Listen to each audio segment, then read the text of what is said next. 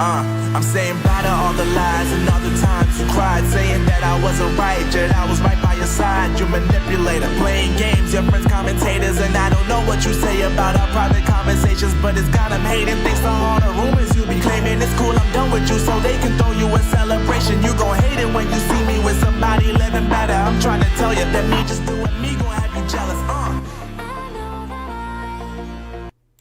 Hey folks, welcome back to Chris Wyatt Reports. This is Chris live in central Pennsylvania again. At some point here, I'll either expire or Donald Trump will take a breath and I can catch my breath, which has been something that's been missing since about 18 January before he was sworn in as president once again. Welcome back to the program today. Special guest, friend of the program, somebody I've visited with in South Africa and who's been on here before, David Ansara, the CEO of the Free Market Foundation. David, I thought I'd talk to you a little bit about the reaction from South Africa. And there has been a reaction from South Africa. How are you doing today? Yeah, I'm doing very, very well, actually. Thanks, Chris. All things considered. South Africa, the president gave his State of the Nation address last week and said, we will not be bullied. And then not even 24 hours later, the White House issued a statement, an executive order saying that the South African Republic has been guilty of some egregious infringements on the interests of the United States, which I think was a swift and sharp response from the White House, probably already prepared. But yeah, I think it's interesting times for South Africa at the moment. Indeed it is. In fact, it's been day after day insult leveled by the ANC against the United States. You'd think that they might have some humility or at least some common sense to stop poking the bear when the relationship is far more important to South Africa than it is to the United States. I mean, we had the State of the Nation address. You just mentioned it. Obviously, the first thing he says instead of talking about the state of South Africa is he gets up and threatens the U.S. We will not be bullied. And that's not exactly a dark secret what he's talking about there. I'm sure that somebody in the White House or in the Situation Room was watching that, if not Trump, and took that the wrong way. Then on Friday, South Africa teams up with 83 other countries to file a grievance and publicly complain about the United States sanctioning the International Criminal Court, of which we're not a member. We didn't sign the Rome Statute. So that was another insult against our national interest. Then on Saturday, they ramp up a propaganda, disinformation, misinformation campaign with the media in South Africa, distorting the argument, talking about all sorts of things, ignoring the fact that the expropriation without compensation law is not the proximate cause of why we're here, and focusing on that primarily because Trump offered refugee status to a class of people in South Africa. It's been an insult parade, and it doesn't stop. Now they're insulting our intelligence by sending the Black Business Council over here to lecture us on what nil means. Apparently, nil doesn't mean zero or nothing in South African English. I know that you guys speak English a little differently, David. I mean, it's everyone else in the world calls it a traffic signal, but South Africans, for some reason, call them robots. Apparently, nil in South African English means you get money. Well, if you believe that nil doesn't mean zero, then there's a bridge that I'd like to sell you, because that is a sleight of hand.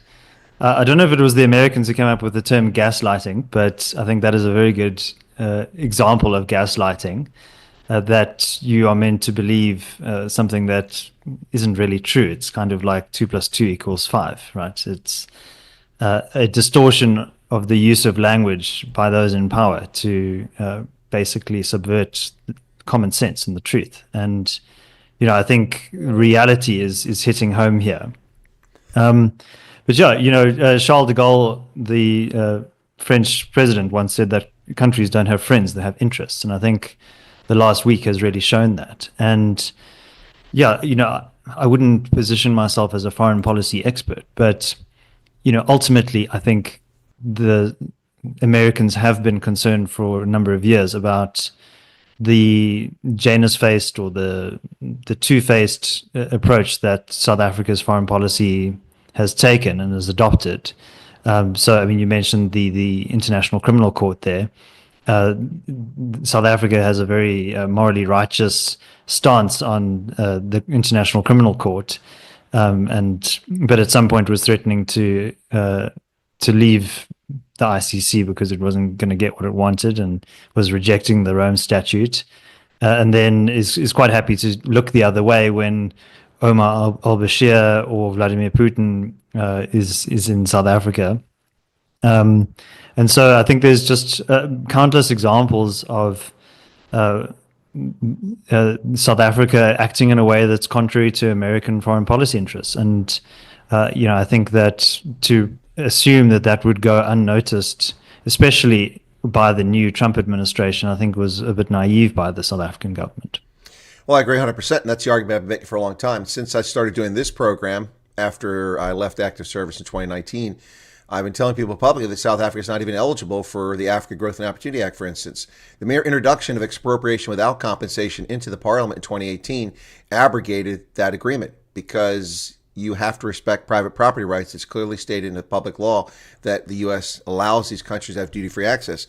So I've been saying that, but I've been pissing in the wind. Almost nobody's listening to that story. I've been saying it for ages. But yeah, the offenses against the United States' interests are egregious. And isn't it funny how the propagandists are turning all this around? Well, United States sticking its nose in our internal business. Actually, no. And the United States the United States hasn't sanctioned South Africa. These are all lies. This is all propaganda. The United States has issued no sanctions. Donald Trump could. He just put he just put tariffs on steel and aluminum. He's put tariffs on Canada, Colombia, Mexico, Denmark. He had threatened it. Look, there's no sanctions. All that Trump did is said, look, we're not giving you any more free money. $500 million a year is out the window. And that's it. You're not getting any more money. That's the bottom line. But this argument that the United States is dictating to South Africa its internal policy. Well, even if South Africa changes internal policy at the moment, I seriously doubt that aid money will come back for two reasons. Number one, last year, the Biden administration spent $2 trillion more than the United States has. We borrowed that money. And so the South African government thinks it's our responsibility to borrow money and put Americans into debt to give money to South Africa when it spits in our face every time you turn around. No, at the Lady R, that whole situation there. Listen, I know Ruben Brigade. I work for him. He wouldn't have put his political career on the line by making a false allegation to make himself look stupid. He did that at the behest and direction of Washington to publicly do that because we spent 5 months privately, diplomatically asking for a response from the South African government, and they ignored us. So they did so at their own peril. And all where we're at right now, everyone's like Elon Musk, AfriForum. That's nonsense. AfriForum doesn't have anywhere near the influence that people think they have in Washington. Otherwise, this would have come up in the last administration much bigger than it did. It just was a blip last time. And Elon Musk has some influence here, but this predates him. Ted Cruz is the person the South African government should be scared of.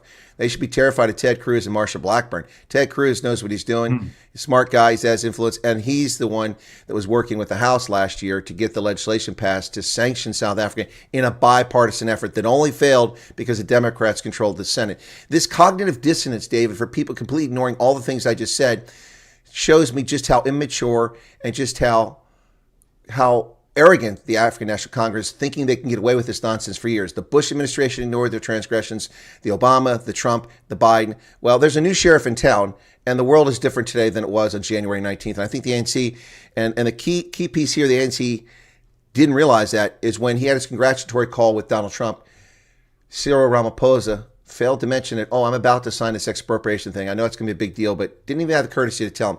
And then, after the fact, whines in the media that, well, that's not how you do diplomacy. In diplomacy, you tell your friends, you send polite diplomatic notice. You mean like you tell your coalition partners that you signed the law? I'm sorry, they found out on WhatsApp. What say you? Yeah, so Ted Cruz, if I understand, he's the chair of the Senate subcommittee on Africa within Foreign Affairs. That is so correct. He does have a lot of power. Marco Rubio as well issued a statement about a week or so ago saying that the United States won't be attending G20 as long as South Africa adopts or continues with its current foreign policy trajectory. So look, I think regardless of what you think of Donald Trump, South Africa's government needs to act within our own national interest. So I don't think Trudeau likes Donald Trump very much, but I mean, ultimately he acquiesced to the demands of the United States because he saw and understood that Canada's economic relationship with the United States was critical to ongoing prosperity of that country. I think the Mexicans have a left-wing government as well, and they've duly obliged. So international politics is like domestic politics. It's about power and interests. And we need to understand what's really in our interests. And I was listening this morning to one of your rivals, Chris, Biz News, and Dr. Franz Grenier was on the channel. And he was saying South Africa needs to understand that it's a small economy, doesn't really have much sway on the global stage. It represents about even less than 0.5% of global GDP. Its unemployment is amongst the highest in the world, is about 4 times as much as your average developing country. So our bargaining power is very limited, and the United States is a critical trade partner, diplomatic and strategic partner as well. And South Africa is a net beneficiary of that relationship, and I think we need to understand that. So, I mean, ultimately, I would say there are a few catalysts. The Expropriation Act has to be high up there. I think, as you rightly point out, the precondition of participation in AGOA is that you respect private property rights, and also that you broadly endorse or support the United States foreign interests and security interests. So those are pretty broad criteria, but also pretty clear and stringent. Well, so, yeah, I mean, go ahead. No, I was going to say, you said it very well a few moments ago. You said that de Gaulle famously said that countries don't have friends, they have interest. I think this is clearly the situation here. And the South African government is not reading the room. They're really not reading the room. They're actually, it appears, turning people in other Anglophone countries against them at this point, although we haven't seen any movement. There are rumblings on the street politically among some actors, surprisingly in the UK. I'm surprised it actually happened there. And a few other places, calls for other people to take action against South Africa. But again, there's no sanctions applied to South Africa, and the threat of sanctions has had amazing effects for Donald Trump. As you said, Claudia Sheinbaum refused to take Mexican nationals who had invaded America illegally. She refused to accept them back, and then Trump threatened 25% tariffs, and suddenly the Mexican government is sending 10,000 National Guardsmen to their border to patrol it. And on top of the 10,000 National Guardsmen, they have set up camps to reprocess the people who are sent back across the border. Justin Trudeau threw in the towel. He gave up. He surrendered. And as a consequence of threats of sanctions, not sanctions, but tariffs from Trump. I'm saying sanctions. These aren't even sanctions. These are just tariffs. And then, of course, Colombia famously gave approval for our military flights to come there. I didn't know this at the time, but the Colombian president himself, Gustavo, he's the one, Pedro, he's the one that actually approved the air clearance. And I know this because I've worked this in Africa and around the world. You have to have aircraft overflight clearance and landing clearance before these military flights even take off, unless you're in a war, then you just fly, right? But you have to have that. So before those military aircraft even left America, with those Colombians in there in handcuffs in the back of that plane and flew to Colombia, they gave approval. I later found out that he gave personal approval only to remove it when they were close to landing, to embarrass the United States. And he wants to play a game of chicken with Donald Trump, little Colombia. Seriously, what gets $1 billion a year from us to fight cocaine trafficking and such? Not a smart move. Trump is on the golf course. He pulls out his mobile phone, sends a text message. 25% tariffs effect immediately. Revoke all visas for diplomats from Colombia. No nationals can come in the country. And if it doesn't change, next week it's 50%. Within an hour, he caved. Denmark, which has refused to take the security of the North Atlantic and Greenland seriously for years and years. Trump talks about annexing or buying Greenland, and suddenly Denmark is spending $1 billion on Arctic security. The list goes on and on. Of course, now Trump made the most outlandish and crazy statement: the United States would take control of Gaza. And now suddenly people are actually discussing other peace methods to get forward in Gaza, when nobody was saying anything to move the needle. So Trump's threat of sanctions works. If tariffs works. If South Africa wants to keep playing around, sanctions could be coming South Africa's way. I mean, honestly, I'm shocked at this point that Trump hasn't removed South Africa from the AGOA status. And that's probably coming very soon, maybe before this week is out, especially if South Africa keeps poking the bear. I mean, are they really this dumb that they just do this? I mean, it all comes down to this, our sovereignty, our sovereignty. Nobody's asking anything about your sovereignty. Just stop attacking the United States and you won't be in this bind. Yeah, I think the sovereignty question is a bit of a ruse. And I think also this is a deflection technique by the ANC just to blame shift, really. I mean, ultimately, the actions that the government have taken have triggered these responses, and actions have consequences. Whereas I think under the Biden administration, there was an abundance of caution, trying to accommodate South Africa's interests. And look, there are some strategic interests that South Africa represents to the United States. The Southern Atlantic is an important military and strategic corridor. I think you'd probably know more about this than I would. Africa is in play in terms of the global power struggles and the shift in global order. Russia has an interest in Africa, so does China. These are rivals to the United States. So it is useful, in a sense, to have South Africa as a close and friendly partner, but only insofar as it really satisfies America's strategic interests.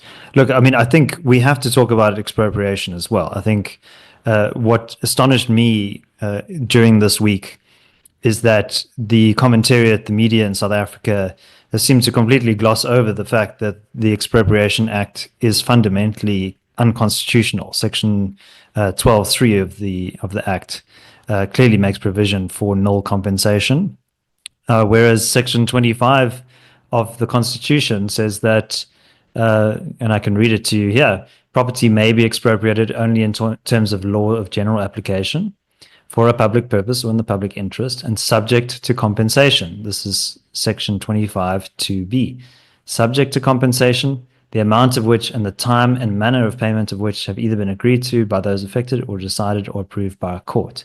And then Section 25(3) says the amount of the compensation and the time of manner of payment must be just and equitable, reflecting an equitable balance between the public interests and interests of those affected. So I don't think you need a law degree or a PhD in or an LLD to understand that these conditions, like the current use of the property, the history of the acquisition and use of the property, the market value of the property, this is in the Constitution. And the Expropriation Act is seemingly disregarding that. And I think, not seemingly, it is. You don't have to be a constitutional lawyer to recognize that. And I think the ANC itself tacitly accepts this because the ANC attempted in 2021 to amend Section 25 of the Constitution. They were unsuccessful in doing so. They couldn't get the two-thirds majority that was required in the National Assembly because the EFF took a more radical than thou approach.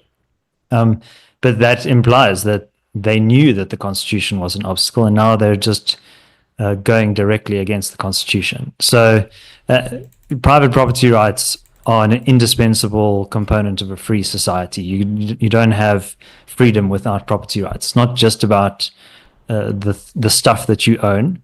It's also about the foundation for other freedoms in your society, like other civil liberties. And I see this as a power grab by the ANC. This is not about restitution. Confiscation is not restitution. You can acknowledge that there were infringements on private property rights in the past, the 1913 Land Act, the Group Areas Act.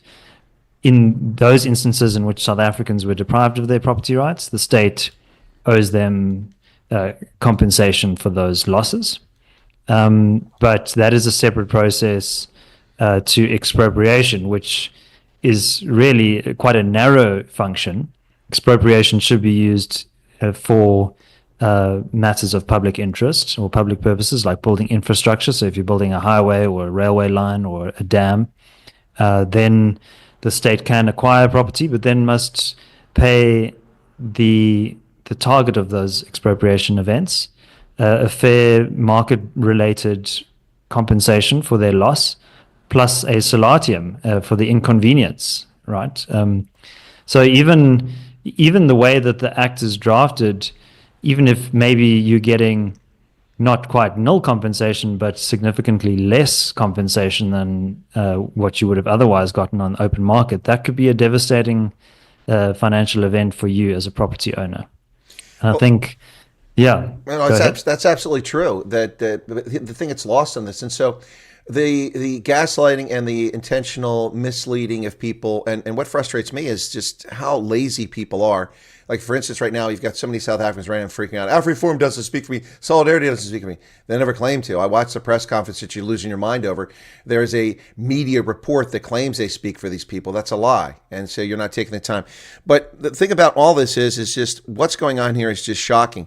we're seeing the very things that the propaganda machine of the ANC and the leftist media in South Africa, the legacy media, are running around making claims all the time, claiming that white South Africans are complaining about white genocide, which that's a media term. I've rarely heard white South Africans use it.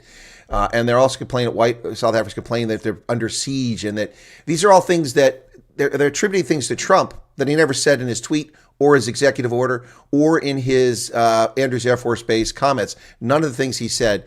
And it kills me, because I saw an Al Jazeera article yesterday in which they're talking about, well, white victimhood. Well, I'm sorry. Isn't the whole purpose expropriation without compensation? That the reason the ANC gave is they have to expropriate vacant land to right historical wrongs? Is that not black victimhood? Is it not just the same thing?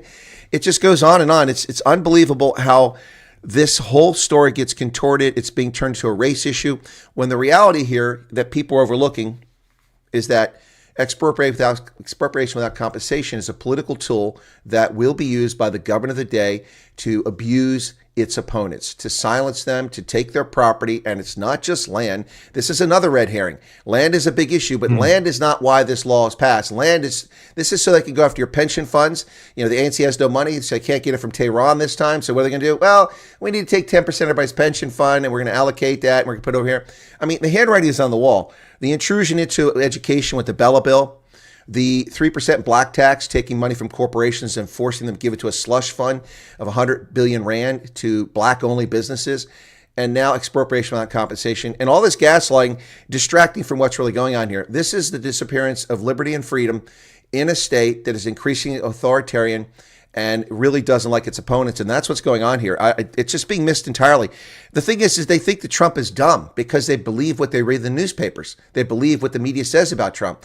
The guy didn't become worth 10 billion now, probably worth 30 or 40 billion thanks to Truth Social and its valuation.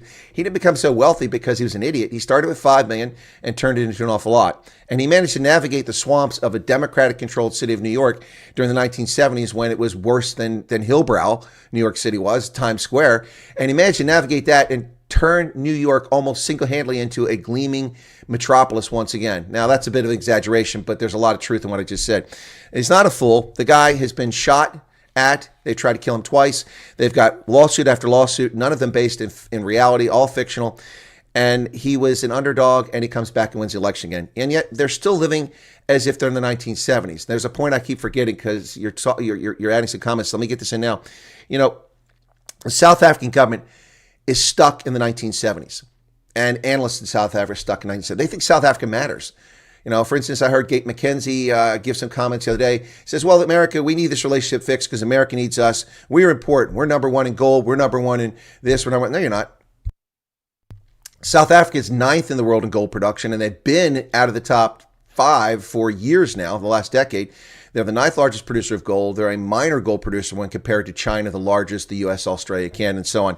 And as far as strategic minerals, the United States imports $32 million a year in cobalt. We are not going to lose our economy, a $30 trillion economy, over $32 million.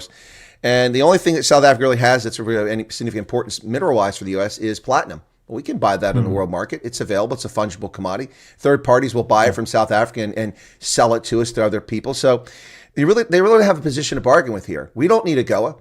It gives South African goods duty-free access. We get no reciprocity. In fact, South Africa slapped a 75% tariff on our poultry imports a few years ago in a spat of protectionism. So to me, the South African government lives in an era in their mind when they think that they hold all the cards. And in my view, the ANC holds no cards. They don't have a 2, a 3, and a 4. They're standing there playing cards with someone that's got a straight flush, and they don't even have any cards in their hand. So, I mean, the whole thing is just, I think it's comical, except it's sad because South Africans are going to suffer, David. Yeah, look, I think in defense of Gate McKenzie, I think he was saying we were more competitive than we are. I mean, he's prone to some colorful language, but I think he said something like we need to kiss Trump's ass. So those are his words. Well, I didn't see that, but I did see him quoted, unless the paper quoted him incorrectly, as saying that, we are number one in this and number one in that. He said, I think we're number 3 in coal. That's not even close. They're not even close to being the 3rd largest producer of coal in the world. Anyway, the problem is but I think your point there, Chris, is what is our strategic advantage? So South Africa used to be and still is a mineral-rich country, But our own racial laws have actually made it more difficult for us to take advantage of that strategic endowment. So if you consider that the state controls the mineral rights, I mean, this is maybe the untold story of this property debate. It's not just limited to farmland, which is what the media is framing it as.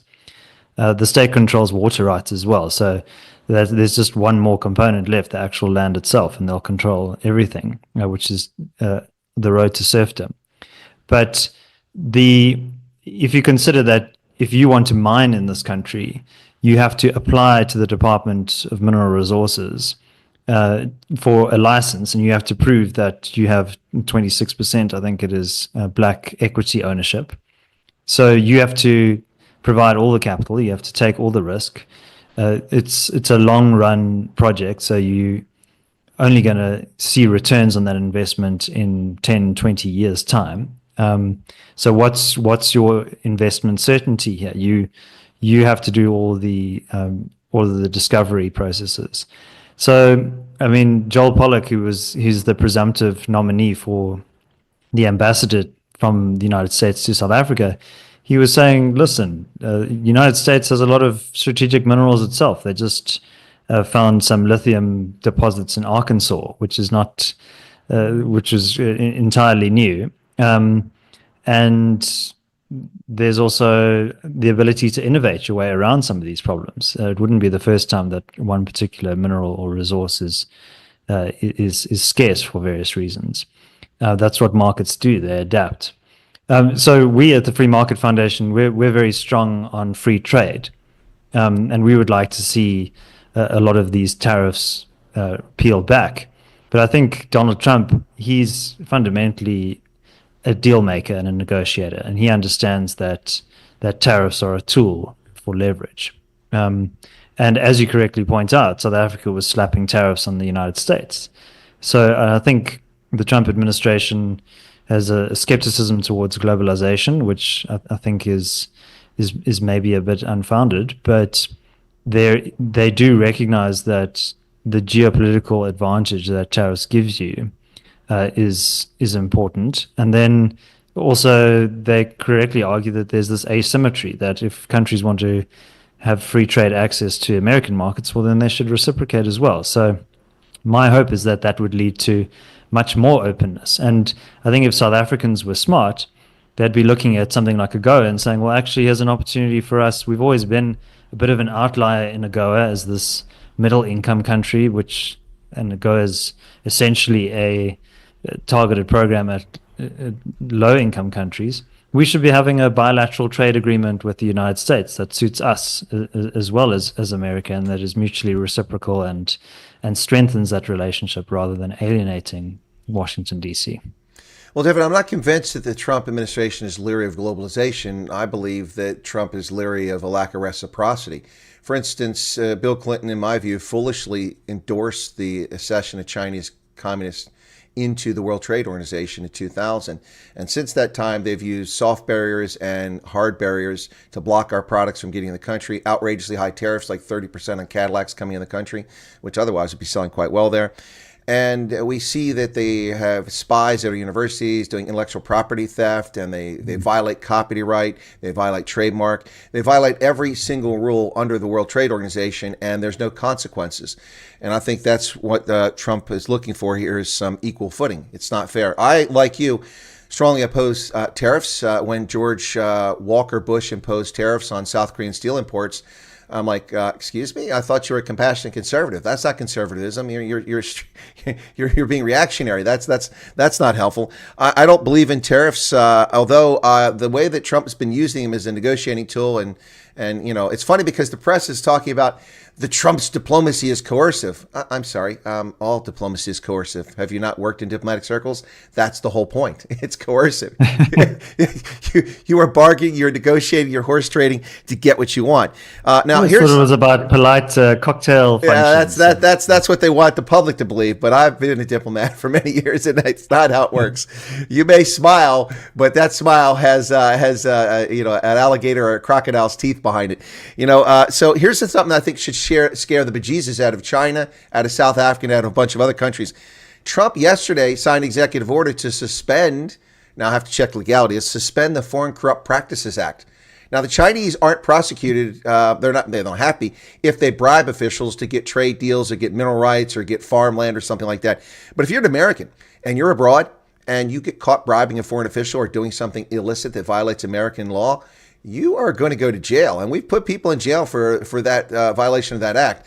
Trump is trying to suspend that or stop that from being the case, which tells me that I could start a mineral company now. I could go to Africa, go to the Congo, and I could bribe the M23 to get mineral rights for coltan, and I'm sitting pretty. I mean, I'm being a little bit silly here, but I think that people need to pay attention. Trump is serious about things.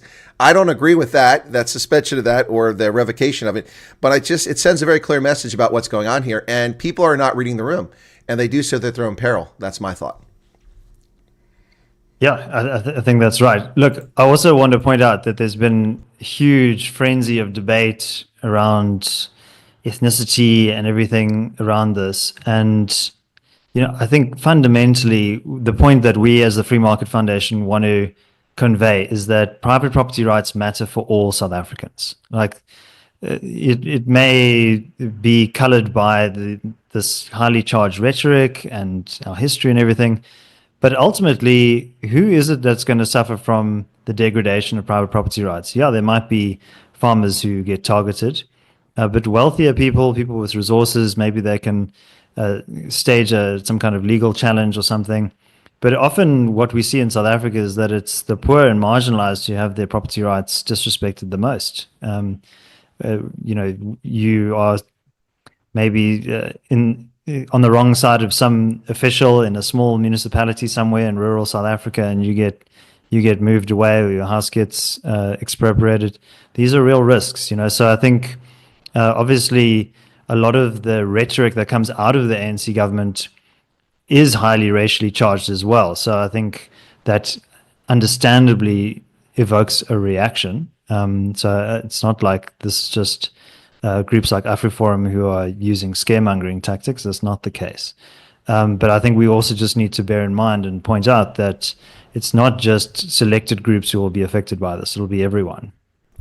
Good day, folks. Welcome to the program. You're listening to the Indaba conversation with Chris, and my guest today is a previous guest on the program, the CEO for the Free Market Foundation. The first time he was on the program, he was with a different organization. Then he moved over here. So I didn't even realize it. I tried to get him back on about a topic the second time, and somebody's like, oh, he's with, I didn't know that. I didn't know he moved over there. But David Ansara, the CEO of the Free Market Foundation. No, David, I think you're 100% correct in that, and I've been screaming that from the rooftops that this is not a racial issue. It's being put in that terms because that's a populist message that the ANC and the media think will win the day for them, when in reality, this is a tool that will be used against any South African who is a roadblock or who is opposition to the government of the day. And, when this thing was signed, the economic freedom fighters and the MK party lost their mind. This is no good. Well, yeah, because those parties want the government to own all the land, which means they own all the land, and they decide who gets to use it. And you touched on something earlier. America is one of the few countries in the world where when you purchase land, you own the rights to what's above it and below it and flows across it. So there's no such thing as the government owning your water rights on land in America or owning the mineral rights. Now, that doesn't mean you can't buy land that has lost that. I mean, sometimes the mineral rights are held when land is sold and someone else has title to it, but that's clear when you purchase the property. But I mean, it's not, so what happens here is if I own 100 acres here in central Pennsylvania and a mining company comes along and says they want to frack for natural gas, and I can let them do that. They pay me a fee for doing it, then discover it, and maybe I get a cut of it. The government doesn't get any of that. I get that. I benefit from it. So the Khoi or the San or the Xhosa or the Zulu who live on land, who don't have title deed to it, they don't own it because the government's holding it, for instance, in KZN, in the Inganyama Trust, so the chief controls it. They get nothing from it. They get no benefit from it. We see this over and over again. And let me indulge me for a second here. I know it's my program, but indulge me for a second to run through this story. So there's also more gaslighting about expropriation. So the context of Ackerland Brewery, they're in the media talking about, well, there's the whites and the farmers are lying. Neither whites or farmers are lying about this expropriation. The Ackerland Brewery was never expropriated. That's true. It never was. However, The story of Aquila Embroidery is much more complex, and I'll try to give it to everybody in about 60 seconds. This was a game reserve that was run by two South Africans who put lots of capital into it, built it up. It was very popular. They employed a bunch of people working there. And a mining company, which is headquartered in Melbourne, Australia, which currently has 6 members as board of directors, all of whom are Chinese nationals. It is a coal mining company, Coal of Africa, which has changed its name now to MV something else. But you can still find them. They're still registered in Melbourne, Australia, and you can see the current directors, 3 of which are Chinese nationals, has 4 coal mines, all of which operate in South Africa. An Australian company mining in South Africa with Chinese directors. Now you figure out what's going on here. So this company wanted to prospect for coal on that spot. The owners said, we're not interested. So what did they do? They went to the government and said, hey, and suddenly there's claims against the land. And so the government came and threatened to expropriate. They sent them a letter like on a Thursday or Friday, and you're off the farm on Monday. And they had to scramble. The farmer owner didn't have money to fight this from a legal process. Eventually, the folks jumped in. They couldn't help them. And eventually, AfReform jumped in with legal help, and they were able to delay this. But the ultimate result was that the mining company got what it wanted, because seeing the handwriting on the wall with the government coming at them trying to expropriate their property, they agreed to sell it. And the media says, oh, not only was it not expropriated, but they got 4 times what the government offered them. Yes, because the government offered them just 20 million rand for a property that was worth much more than that. They refused for the expropriation, and they eventually sold for 80 million. The point is, though, that was their land. They own the land correctly. It's immoral to take that land away. It's supposed to be in the public interest. But if it's in the public interest to sell it to a company headquartered in Australia that's not even South African, to sell coal to China, not even for South Africa's coal-fired power plants, how is that in the public interest, particularly when there's no coal being mined there now and the game reserve is gone and all the employees don't have a job, the land is laying fallow? This is how this will be used immorally, illegitimately, to defraud people, and will undermine South Africa's economy. I mean, once this thing was signed, I've already told people it's hard enough selling a flat or a house in Johannesburg because of the semi-migration of the Western Cape. Now, people are afraid to sell anything because anybody can come and claim it at any time, or the government can simply take it away from you. This will destroy South Africa in so many ways that people that have never even taken macroeconomics class as a freshman at university would never understand. To me, it's unbelievably frustrating that this is happening, and I hate that this is being gaslit about a racial issue and about farmers. Trump doesn't even mention farmers in executive order. There's not one mention in here, and the media are telling people that only farmers can come to America. It's the whole story, no matter how you look at it, it's all lies, and it's so frustrating. I did see an interesting story today in News 24 actually telling the truth about what AfReform said. I almost fell out of my chair. But anyway, it's very frustrating, David. Yeah, so I think the whole land question is highly emotive, but actually, if you think of it in economic terms, I mean, land is only as good as how you use it. If you consider that the United Arab Emirates is just a patch of desert, look, they had quite a rich oil endowment, but they knew that that was a finite resource, and they made the UAE open to business and investment. They lowered taxation. They've welcomed highly skilled people from all over the world. Singapore used to be a swamp, used to be colonized. Now, one of the richest countries, the freest countries in the world, and in GDP per capita terms, you're more likely, you're going to be a very wealthy person. So look, South Africa is twice the size of France. Most of the agriculturally rich and fertile areas are in the east, in Mpumalanga and KwaZulu-Natal. And then there's quite a big citrus industry in the Western Cape as well, and wine and all these other things. But that is a strategic advantage that we need to take, that we need to exploit. We want a cohort of highly successful, productive, commercial farmers. Having a redistribution program that gives somebody a small little patch of dirt. This is a very antiquated Marxist notion of like the peasant class working the earth, and that scratching out a living off of the land. That's not really something that I think most South Africans want. Most South Africans need an income to be able to afford to have a roof over their head and decent prospects for their children and a semi-decent lifestyle. And we can only achieve that by having a high growth economy.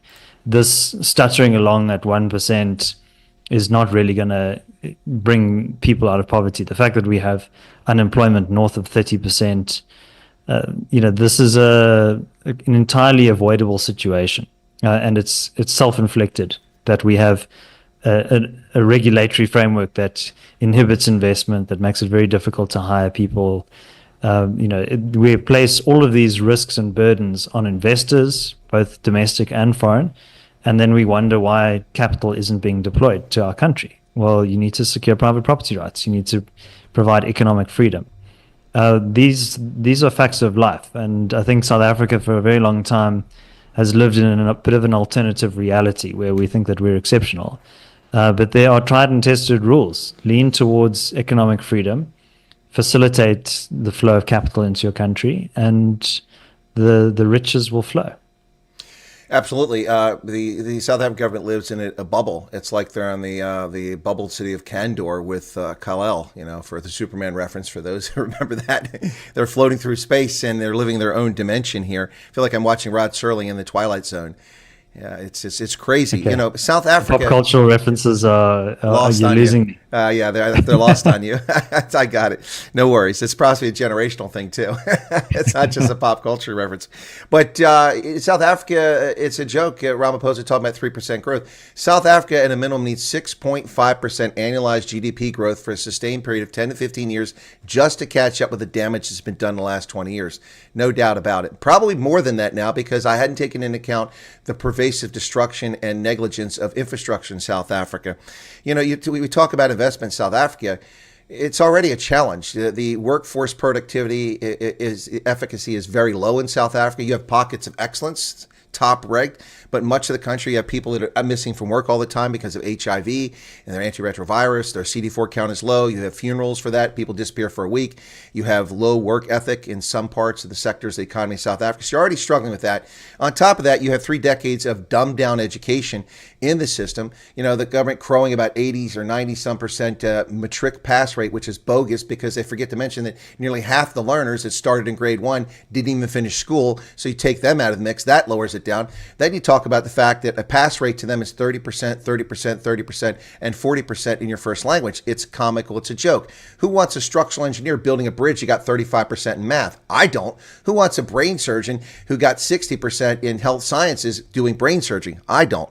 So you've got that. You've got a serious education gap. Now, don't get me wrong, South Africa's got some brilliant people, but there's some serious problems in the workforce with workforce productivity, with education levels, with training abilities. And on top of that, if you come into South Africa, you have to provide your own security. You got to hire for G4S or your own security people. And now you've got to hire bodyguards for your executives who are being kidnapped, especially if you're in Durban or Port Elizabeth, for money, just like being in Colombia or Venezuela. On top of that, there's no freaking electricity. You've got to provide your own electricity. Now you got to build your own roads and ports because the ports are broken, the roads are broken, the rails are broken, they're eating the dogs, they're eating the cats. It's out of control. The whole thing is, look, it's not a good investment environment. And on top of that, you talked about you want to come in for mining. They think they can sell mining rights. No, you can only give the mining rights to black economic empowerment companies. That's who's got it.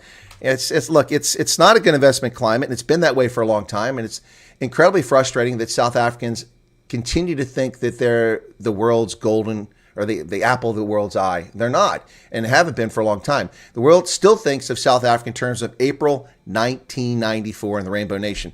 That ship sailed a long time ago, and it left from a port that had no container facility working, so there aren't shipping containers on it. Yeah, look, I think when you step back from this executive order, you can nitpick about the accuracy of one particular sentence or another. But ultimately, this is the first time that a major developed economy has outwardly and actively criticized the ANC government. And the post-1994 honeymoon, I think, lasted quite a long time, but I think the equilibrium has been punctuated now, and I think we're dealing with a new paradigm. But yeah, look, just on the investment climate, investors take risks all the time operating in hostile environments. People still invest in Congo, DRC, because there's money to be made. So that's the ultimate question. Is it still possible to make money in South Africa? And you can maybe deal with a skills deficit here or some infrastructure problems there, but these are not really insurmountable problems.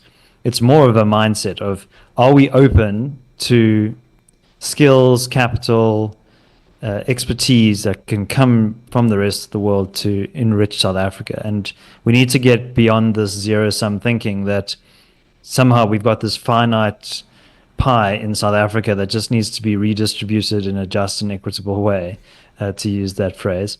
And then we'll reach nirvana. But you can't redistribute yourself to prosperity. You need to grow your way there.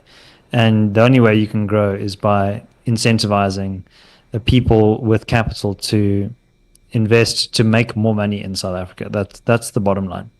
Well, I will push back on that point about you can make money. Of course you can make money. If I'm willing to go live in Liberia, I would be a millionaire within about 18 months. I guarantee it. I know how the system works. I know how to make money importing goods there from the rest of the world. I know the palms to Greece. I know what to do.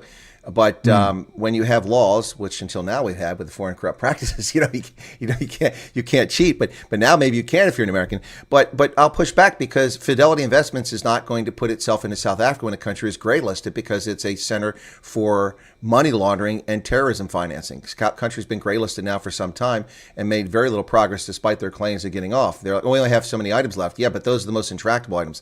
So you also aren't going to see things like Five Guys restaurants come to South Africa when it's such a bad work environment, such a bad investment environment for them. But yes, there'll be people always going to places. As you said, the Congo has investors for this, that, and the other.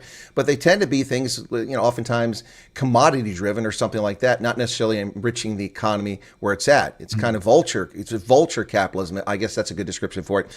Whereas South Africa needs people to come in and be part of the economy, and contribute and build it, and then take their profits out, but still help with the local economy.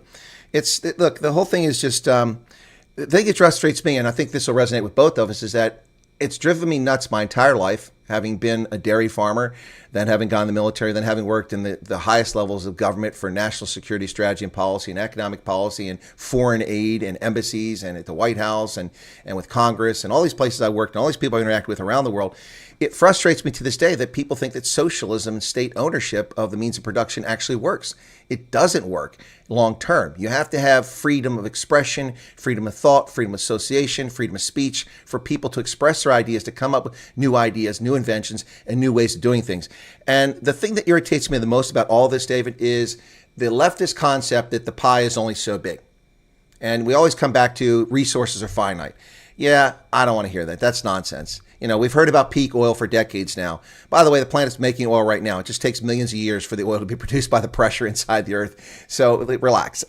But the rising tide does lift all boats. It really does. And here's the thing. Absolutely. And the argument that I always make about this when they say that, and this is a perfect example for South Africa because of redistribution. Well, we have to take from this person to give to this person because there's only 4 pieces in the pie. Well, like Bitcoin, you can divide it into 8 pieces or 16 or 32 pieces or just smaller pieces. More people get a piece.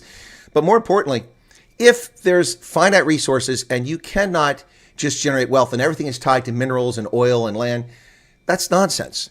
How in the world did we create a digital economy with trillions of dollars of wealth? And the only thing behind that is human capital and ingenuity, software coding. But you don't mine software coding. It's not something you plant and it grows in the spring or you dig it up in a mine in the DRC. You don't come up with these ideas from someplace on the ground where they're finite. You can have engineers in North Korea software engineers come up with ideas and they can turn it into something. PayPal didn't exist. It's a multi-billion-dollar platform now. Venmo didn't exist, a multi-billion, and has created hundreds of thousands of jobs. And look at all the things that have come from that. This concept of a finite pie in which economies can't grow is nonsense. We can grow economies with human ingenuity, human ideas. The United States has reduced its carbon emissions every single year since the year 2000, except for the period from 2009 to 2011 when we went into a recession. It came back, it grew very quickly. It declined then, but then it grew very quickly because we're coming back to level. But every year we've dropped. We have added 40 million people to this country in that time frame, yet our carbon emissions have gone down. Why? Because of green laws? No, because of innovation, newer vehicles, newer factories, more efficient production, less consumption of energy for existing energy sources. Look, we innovate our way out of things all the time, and we can do the same thing when it comes to economics, but you have to have a free market where people can invest and have confidence, and it's other things that people need to talk about. South Africa, no one ever talks about this, the right of redress. One of the strengths of America is if you're cheated by a business partner or someone you have a contract with, you have a right of redress. You can sue them in a court, a legitimate court, and you don't have to wait 25 years for the case to come to court. You can sue them and get an outcome in your favor if you've been wrong.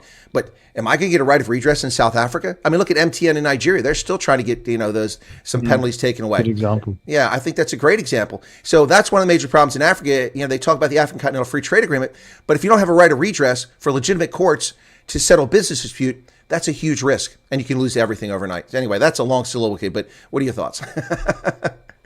Well, earlier you were mentioning this litany of bad things in South Africa that make it less favorable to invest. And yeah, something like education, that's obviously something close to people's hearts. But all of these problems are ultimately downstream from a very statist ideological view of how to manage an economy. Actually, the best way to, quote, manage an economy is by doing a lot less. So there was this big debate around the Bella Bill, for example. And yeah, there's this cultural and linguistic element which is animating a lot of Afrikaans speakers.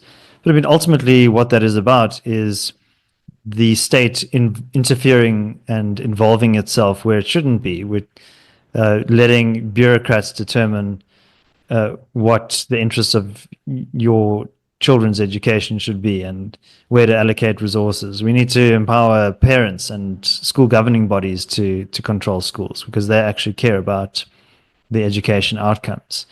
So that's why all of the standards have been lowered over the years, because the incentives are there for politicians to grandstand and to say, oh yeah, we know we got an 80% matric pass rate, whereas the standard isn't worth the paper that it's written on. So our big solution to this is political decentralization. So I think one of the benefits of the American model is your federal system, that you have 50 experiments running concurrently. You can have competition around tax policy, for example, incentivizing all of those Silicon Valley billionaires to move on over to Tennessee or to Texas. So we need much more of that in South Africa.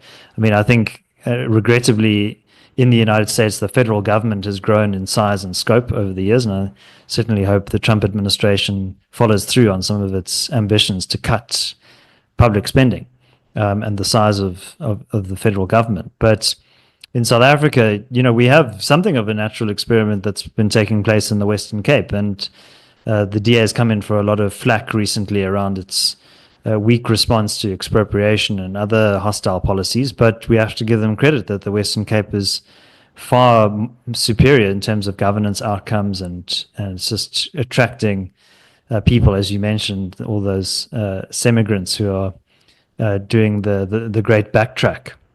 So, we need much more of that in policy in South Africa. We, even here in Johannesburg, where I'm speaking to you, we have this vast edifice, the city of Joburg, which is completely collapsing. So not only is the public infrastructure in Johannesburg deteriorating, but the actual city metropolitan government is also collapsing. So I often ask people who is the mayor of Johannesburg, and they often struggle to tell me. It depends. It depends on what day of the week it is, because the government's collapsed again. Well, I was on a show recently with Mike Sham, and he said that Dada Marrero, who's the current mayor of Johannesburg, he said that he's his favorite politician because he told the truth when he ascended to the mayoralship, and he said that don't expect anything to improve under my watch. And my response was, I appreciate his honesty, but I'd like to now stop paying my rates and taxes to the city of Joburg. But jokes aside, there is a big case, I think, for the city of Johannesburg to be broken up into smaller constituent parts, and to actually have, if you look out of my window here at Northwood's house, you'll see this huge metropolitan megalopolis, if you will. Midrand is very different to Soweto. Lenasia is very different to Fourways. These are highly complex entities, not to mention the downtown city of Joburg as well. I am part of a running club that sometimes goes down and runs through downtown and at dawn, and yeah, the decay is visible to see. But if you make the administration much smaller, much more manageable. You have these kind of pockets of administration. Move away from this redistributive model of cross-subsidizing failing areas, and actually that ends up the whole city failing. Rather have local residents taking responsibility for local administration, having their own tax raising abilities, and administering their suburbs themselves. Then you'll start to see a turnaround. So I think in South Africa we have this obsession with national politics that the right politician will deliver us from all of these maladies that we're experiencing, but actually that's not the case. Politicians are responding to other incentives and don't really care about what's happening on the ground. So we as South Africans need to state-proof ourselves and start acquiring some of these powers back. Well, I think you're touching on something that AfriForum has been encouraging its constituents and the people that it represents for some time. And that's self-bestuur, self-reliance, because I think that's, for some reason, in the past 30 years plus, people around the world have come to expect that government is there to meet their needs. That's not the purpose of government. Polities form governments to address common needs like defense, mutual defense, things like that, security. The purpose of government is not to feed you, not to clothe you. That's a very, very different worldview. It's a socialist worldview. In America, before the Great Depression, we didn't have a bunch of old people who were abandoned, stuck in homes. The cultural norm was that you took care of the elderly in your families, regardless of your ethnic background. They were taken care of, they were cared for.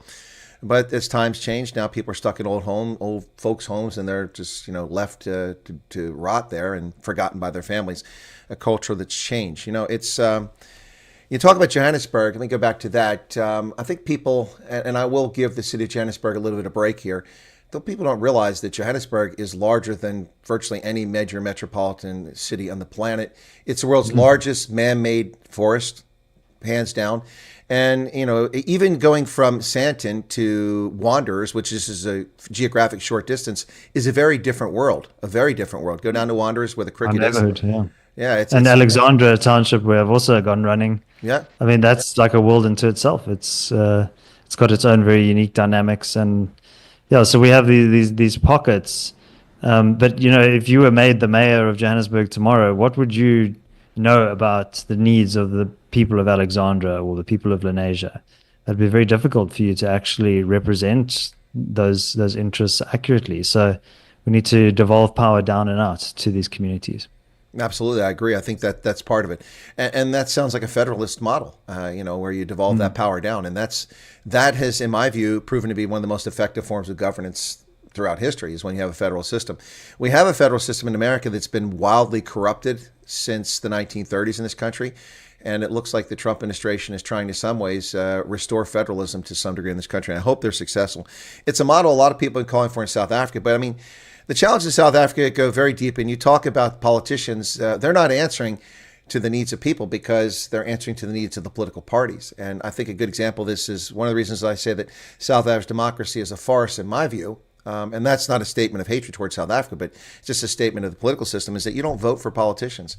You vote for political parties for office, and they decide who becomes what. I mean, no South Africans. Can the average South African name 5 members of parliament?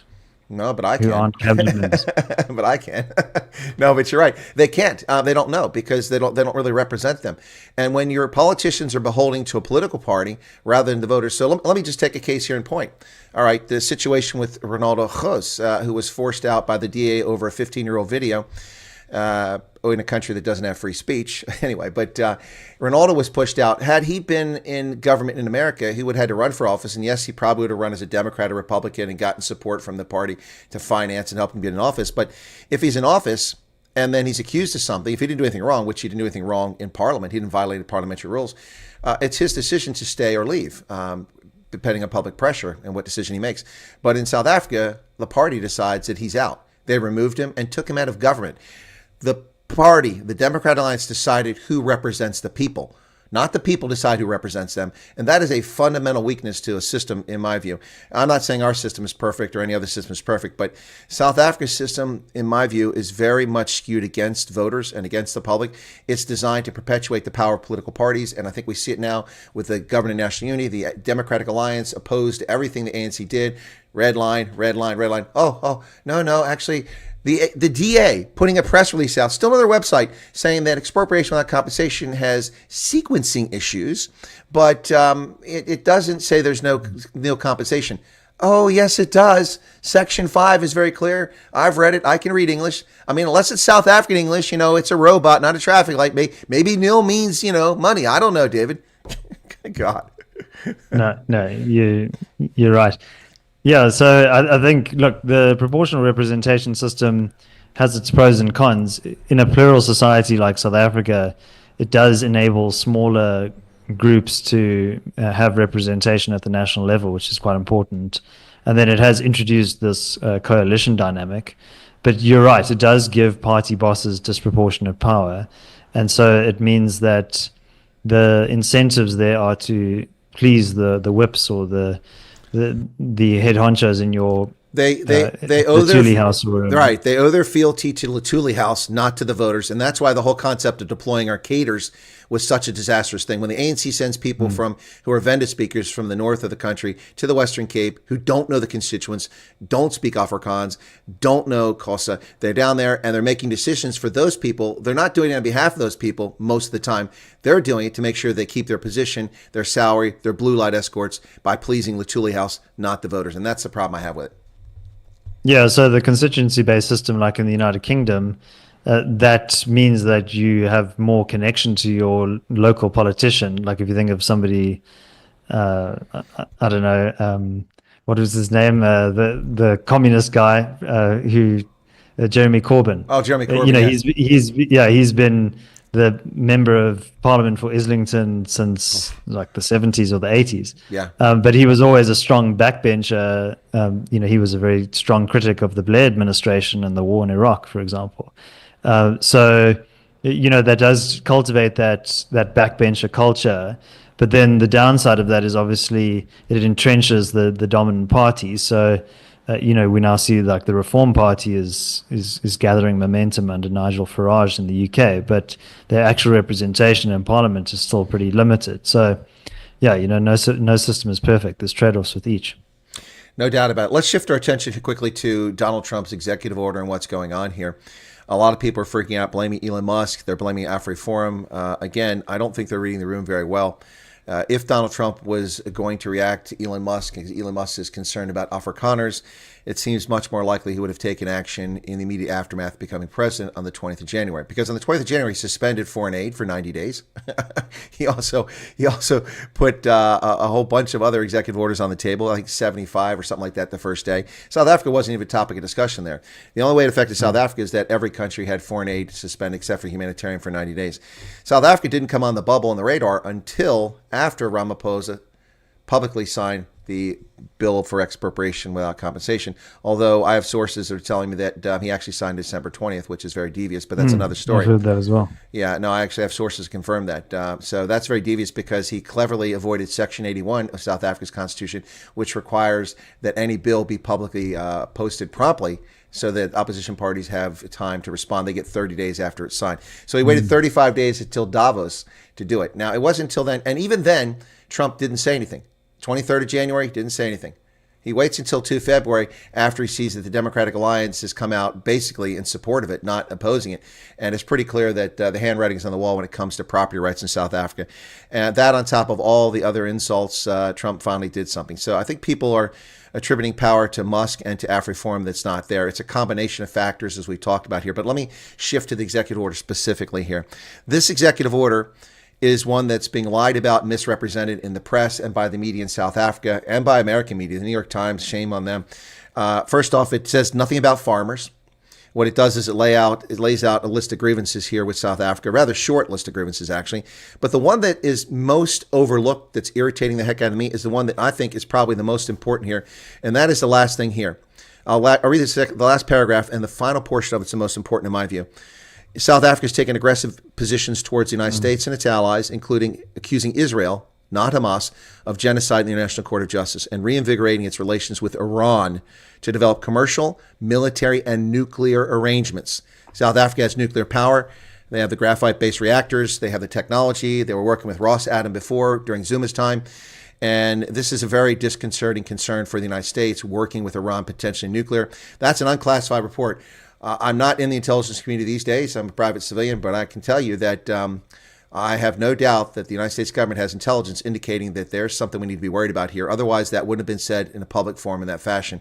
This is very disconcerting, and not a single... Totally overlooked in the South African media. I mean, no one's mentioning this. Of course they're not. I'm the only damn person in the world mentioning this other than Donald Trump. And I think people need to start paying attention to what's being said. They're missing the reading. Now, so I think that that's a problem. And then, of course, he goes on and this characterization of Trump is punishing South Africa, that he is bullying South Africa. This is all nonsense. All it says is we're not going to provide aid or assistance. It's our money. Why should we give it to someone that it keeps spitting in our eye? That's just stupid. I mean, I feel like an abused spouse in a domestic violence relationship here. You keep getting beaten by your spouse, and you stick around. That's what's happening in America. We're the abused spouse here, if you can believe that. And then he does talk about promoting the resettlement of Afrikaner refugees. Of course, he doesn't define what an Afrikaner is. So I've got former federal chair for the Democratic Alliance who teaches at Brown University spewing bogus nonsense and racially tinged op-eds. I read that yesterday, in which he said that Donald Trump means Afrikaners, presumably only whites. Who defined that as whites? I know many people consider themselves Afrikaners who are actually black, colored especially, and even some Indians whose first language is Afrikaans, and they're Dutch Reformed Church members. This mischaracterization, this distortion of what Trump has said. Now, to be fair, his tweets don't help, and some of his public comments, his inartful language, do not help. He should have said that they're confiscating land. He should have said the South African government, under a new law, is preparing to confiscate property in South Africa, which will affect all South Africans, regardless of their ethnicity or their faith. And this is a very deeply concerning issue for America. That's what he should have said. That would be more accurate. But he did say they're confiscating land. The point here is that this executive order is I mean, it's not even reality. No one's paying attention to it. Until Trump and the State Department issue guidance on what an Afrikaner is, nobody can claim who that thing is for. Until Trump issues actual sanctions against South Africa or withdraws South Africa from the African Growth and Opportunity Act, there have been no sanctions, no punishments. But that's the word of the day in South Africa, on the radio, in the newspapers, all the politicians on television. That's all you hear about how Trump is arrogant and how he's interfering in South Africa's affairs by punishing South Africa. And he's not doing that. Not yet, anyway. Yeah, but he knows which levers to pull, and I think we should take that seriously. And look, on the Afrikaans issue, I was on an interview on ENCA over the weekend, and the interviewer asked me, what do you think about this? Do you think Afrikaners should take up President Trump's offer? And my response was, well, you should ask them. And I understand that from the U.S. Chamber of Commerce, or the U.S. South Africa Chamber of Commerce, that something like 17,000 Afrikaners have already applied for this. And I think if you cut away some of the rhetoric around this, I mean, ultimately, the signal from the Trump administration is that South Africa needs to take its human capital more seriously. It recognizes that farmers or Afrikaners have value to add, and I think we in South Africa should do the same. We should be welcoming our entrepreneurial, multi-generational farming community, and saying, well, look, this is essential for food security that we have a successful farming community in South Africa. And we also have to acknowledge that they feel vulnerable. Their security is often compromised. There are these horrible farm attacks. There's this vitriolic rhetoric around land expropriation, and now the act itself. So I think their concerns are understandable, and we should be sensitive to that. So, look, it's like I said earlier, it wouldn't just be farmers who would be expropriated. This is a risk that affects everyone. But I think big business also needs to play its role in sounding the alarm. The banks have been very quiet on this. I mean, ultimately, most farmers in South Africa are highly leveraged. Their property acts as security for the loans that they take out in order to procure seed or equipment or what have you. And if there was an expropriation event, they would ultimately default on their loans, and banks would bear that risk. So they have a clear interest in this. And organized business has also been very equivocal, saying there's nothing to worry about yet, and saying we acknowledge that other people have concerns around Section 12 of the Expropriation Act, particularly Section 12.3. Well, why aren't they concerned themselves? They represent the interests of commerce in South Africa. So, unfortunately, I think big business has been complicit in some of its silence around this. And yes, it's a controversial topic, etc. But ultimately, those organized business associations need to represent the interests of their members and South Africans more broadly. 100%. And that's a lot of the problem with this is people just don't see the second, third order effects of this and what comes downstream from this. I'm not going to put money or effort into a country where the government can just take my bank account or take money out because they decide to, and they can claim it's in the public interest, or they put pressure on me to do this or do that. I mean, the pressure can come in the form of, well, we're going to expropriate your property unless, you give us a kickback, or you do this, or we want to put a road here. We don't need to. We just want to put it there because we're building a luxury resort. Well, it's pretty frightening, the power of governments. We've seen this for years. Having lived in Europe at a time when governments were devaluing the currency, like the Italians and the Greeks, the drachma and the lira, I could see how they eviscerated people's life savings overnight. Suddenly, you're an Italian, you can afford to travel over Europe. The next day, you're only worth a half or a fraction of what you were worth the previous day in foreign currency because your government devalued its currency because of its poor macroeconomic decisions. And, South Africa has, look, it's an amazing place. I think people who watch me know that I believe that. And I feel very special view towards South Africans in general. But there are a lot of great things about South Africa. And if you make me dictator for a couple of years, I can fix all this in pretty short order. I'm just making that offer right now. Since apparently Joel Pollack has the inside track for being ambassador, not me, I'm going to make a play for dictator of South Africa. I'll be a benign dictator. I will scrap BEE tomorrow. I will begin a police training program that actually does genuine policing. I'll fund forensics. I'll fund detectives. I'll bring LAPD guys in. They'll teach people how to properly put the glove on OJ's hand so we can convict criminals and things like that. And we'll go from there. We can fix this. You can right this ship, but you can't right the ship when you abrogate private property rights. There is no way that a society can function when people cannot build towards the future, set aside seed corn, invest and grow that, put resources into their children, their offspring, to educate them, to get a better education, to work in a society where ideas can flow freely, so they can invent things, they can come up with ideas, they can save money, they can invest, they can build capital, they can build a home. That's hope for the future. If you take that away, people don't want to invest. Look at the indigenization law in Zimbabwe, demanding that companies give away 51% of their equity, not to Zimbabweans, but to black Zimbabweans. Not mixed race Zimbabweans, not Indians, not the Kalanga, who are also black too, but not the Kalanga, and not the Khoi and San. Well, there's not any Khoi, but it's the San that are still there. None of those, and certainly not the whites. You can't give it to them. You have to give, and they don't have to bring any sweat equity. They don't have to bring any capital, any ingenuity, nothing. They get it simply because they have dark skin pigmentation. You can't have a society run like that. Not only is it racist, it's stupid, and it's self-defeating. And then they change it later on. Oh, only in the mining industry. And the only people investing in the mining industry in there are the Chinese because they're doing it crookedly. It's really sad to see where we've come. And to me, I think it has an awful lot to do with the worldview of those who lead the African National Congress. They are stuck in a Cold War mental dynamic, in my view, in which they see the world in a certain fashion, and the world doesn't exist in that fashion today. People want to live freely. They want to worship in their own fashion. They want to raise their children. They want to be successful. They want to have prosperity. Heck, some of them even want to go to silly places like Benidorm in Spain to go on holiday. I wouldn't recommend Benidorm, but I'm just saying.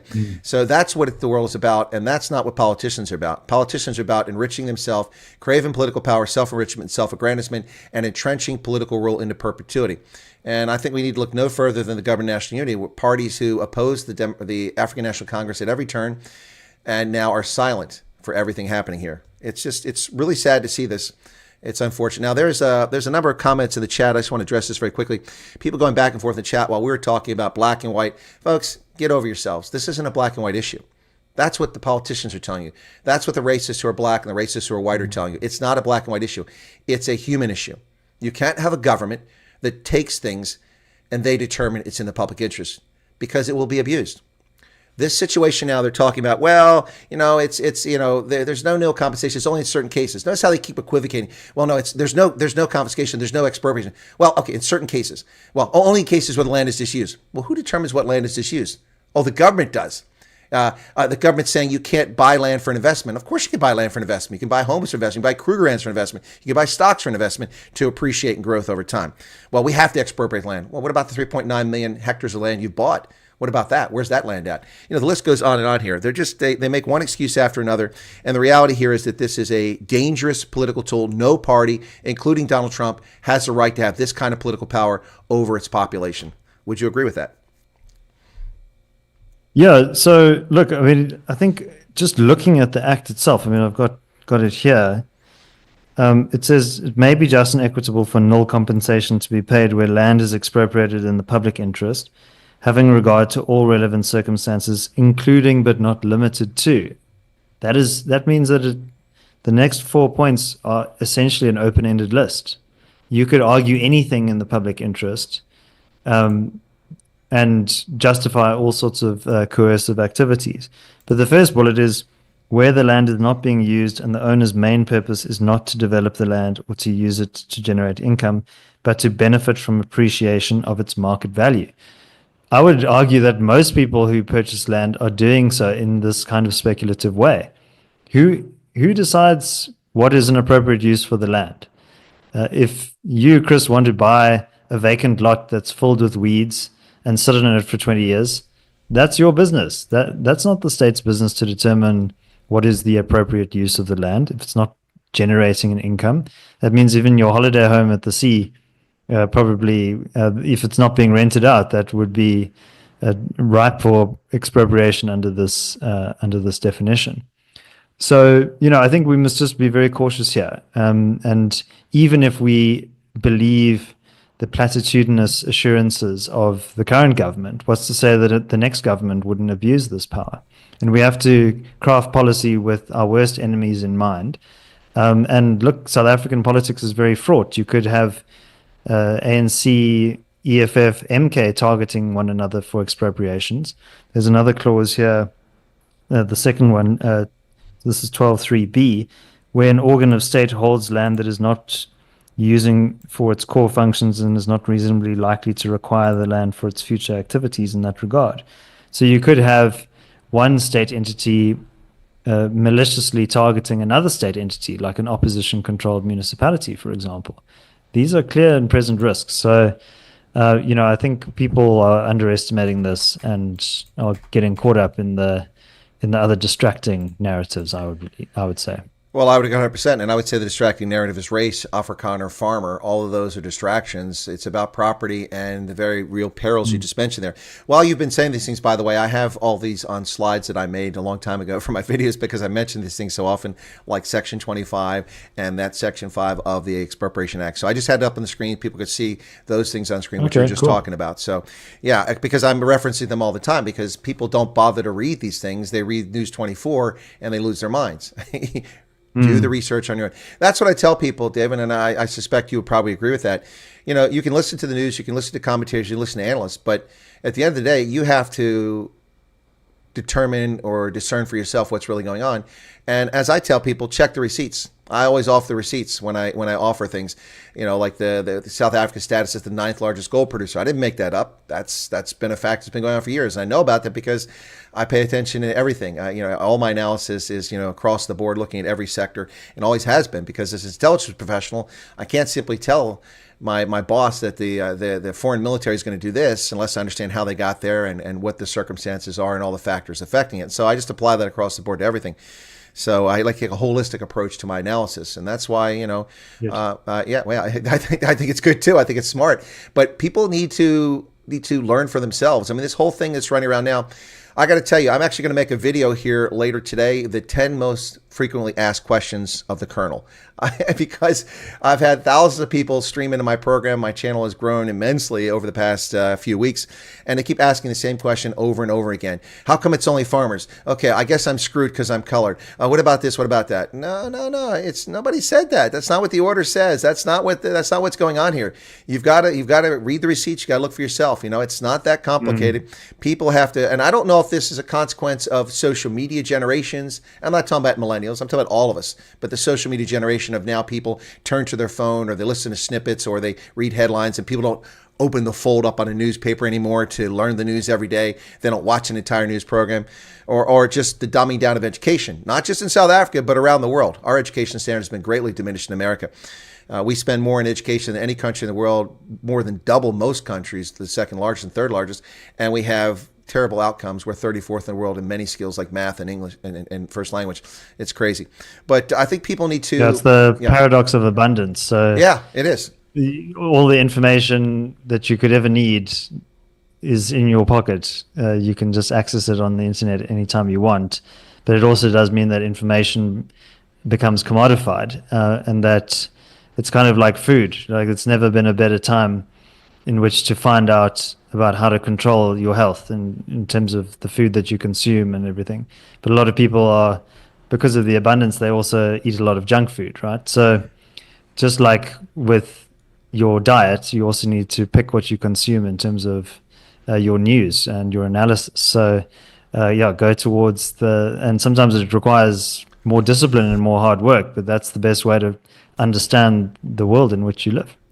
That's a good point. Before we get to the end of this, because your time is valuable and you've got to keep the world straight, free markets, which is important in my view, I did want to touch on one more thing, and that is that the Democratic Alliance has been like Puxatawny Phil, the groundhog who hides in America and pops up to see if winter is going to be extended or not every February.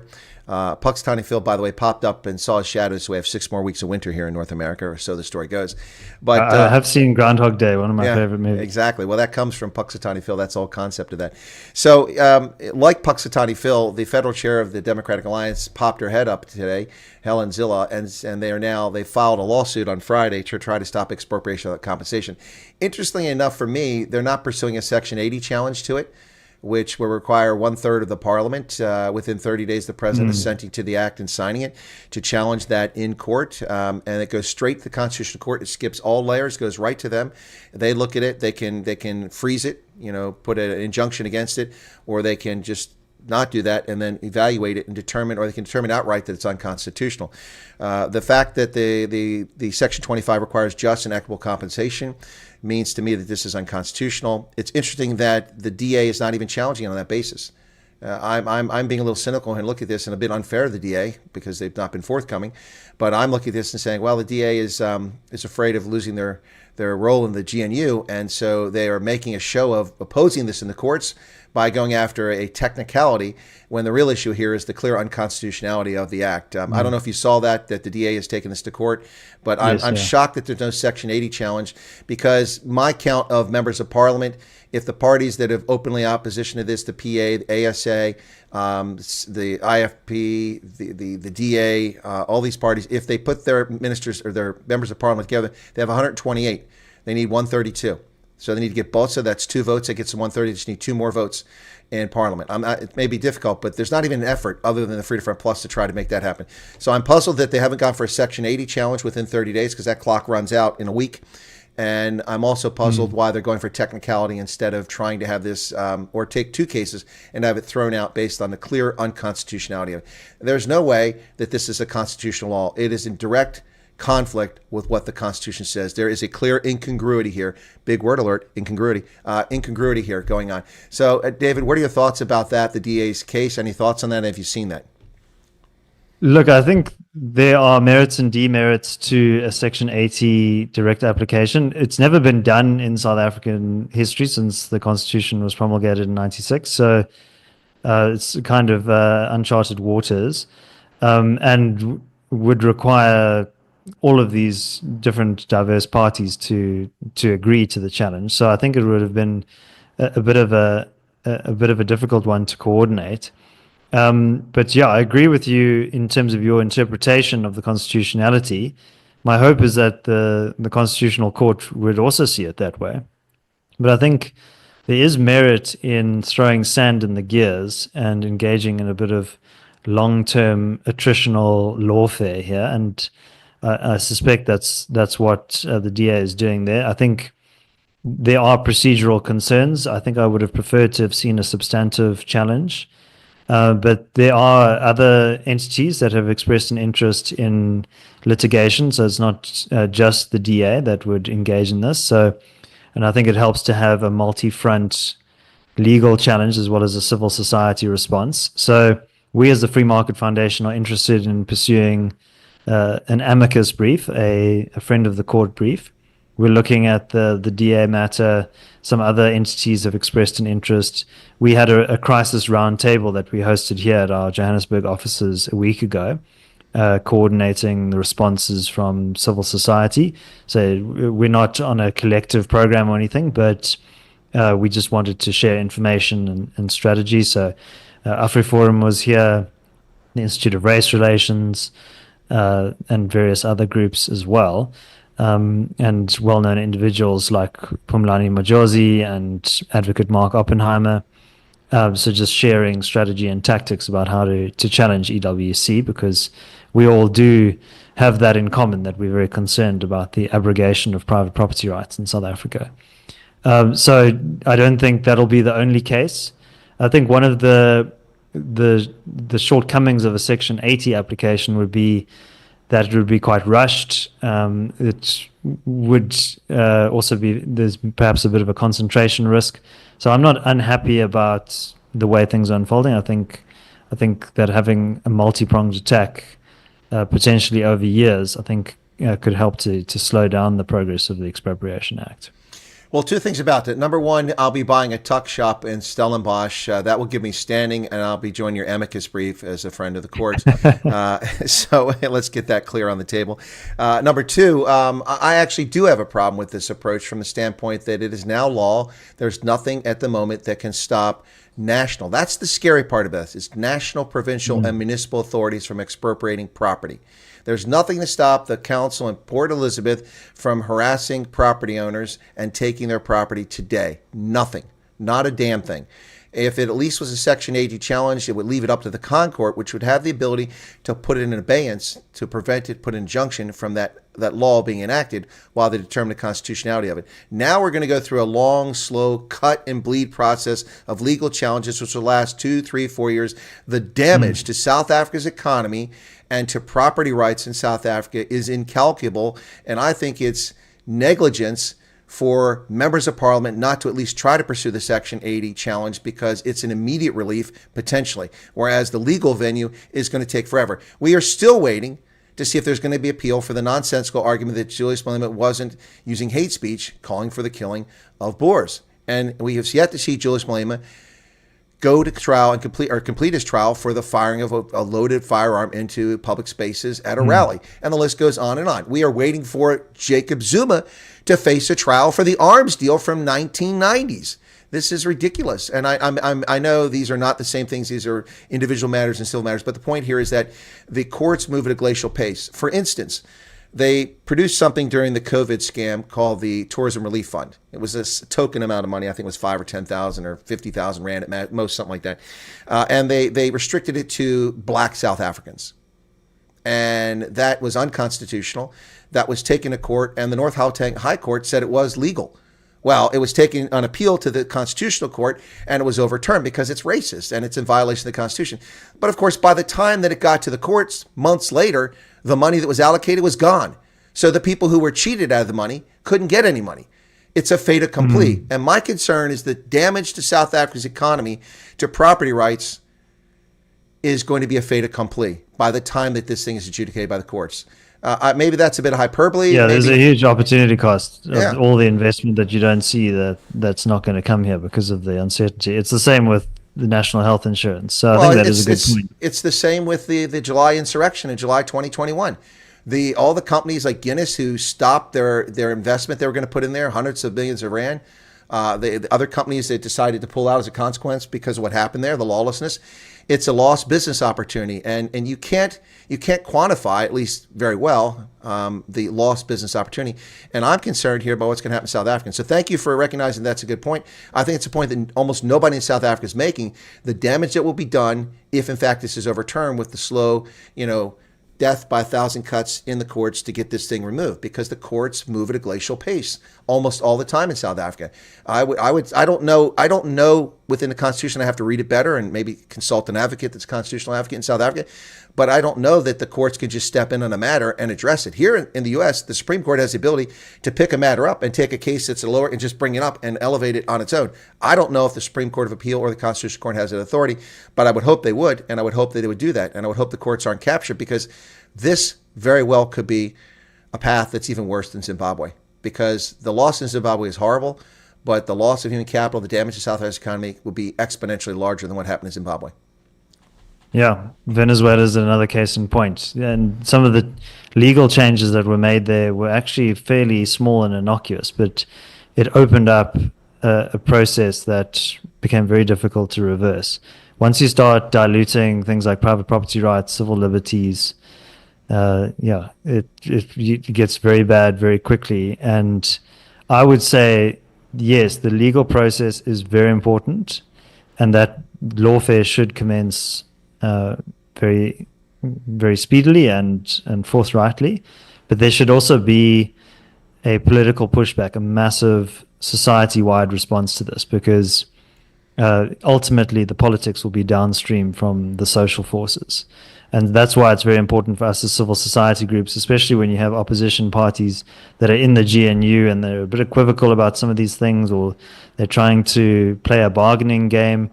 We're not bargaining over these fundamental rights. These are inherent rights that all South Africans deserve to have respected. These are not optional policy choices. These are basic conditions of a free society. So we would encourage resistance to this as well. And I would say that any opposition-controlled municipality or province should be saying, under no circumstances will we be implementing this draconian law. And I think non-compliance is justified in this context, and because the alternative is far worse, that they will only reward your compliance with further tyranny. So non-compliance, I think, is the only option. Well, David, I agree with what you said there. And what I have to say is that the good news for South Africa is that South Africa does have a robust civil society and civil society actors like the Free Market Foundation and a host of others out there who look out for South Africa's rights. But I think the key marker here is that not only is this act unconstitutional, it's a violation of the Universal Declaration of Human Rights, of which South Africa is a signatory. And it's a clear violation, as I said, of the Constitution. So hopefully that'll be sorted. Look, I want to Chris, can I say one last thing? Oh, no, I was just going to give you the floor. I was going to give you the floor. Yeah, okay.